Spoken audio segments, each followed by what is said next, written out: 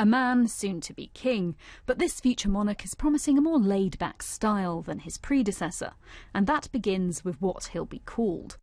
In an interview ahead of his inauguration to the Dutch throne, he said people can address him however they choose, and he explained why he would not be taking the name Willem IV.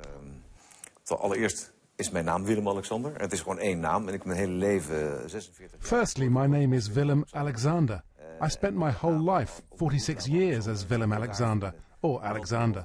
I find it strange to have to abandon that because I'm king. On the other hand, you're not a number.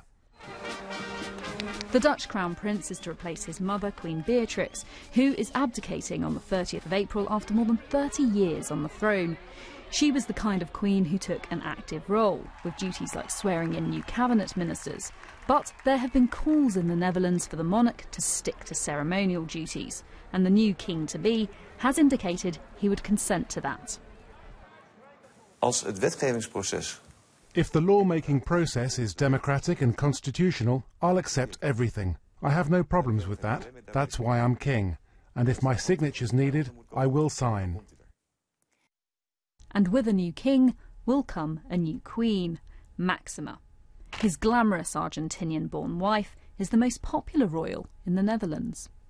And her popularity comes in spite of her family background. When she married Prince Willem Alexander back in 2002, her father, Jorge Zorreguieta, wasn't on the guest list. That was because of his links to the military dictatorship that ruled Argentina in the late 1970s and early 80s, in which he'd served as an agriculture minister.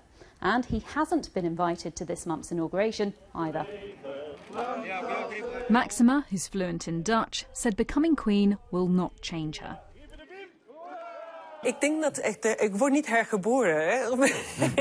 I will not act differently, and of course my background is Argentinian. I love to dance, I love music, and I will keep on doing that. But I will stay the same. After being groomed for the role for years, Willem Alexander says he's now confident he's ready to take his mother's place. Susanna Mendonça, BBC News.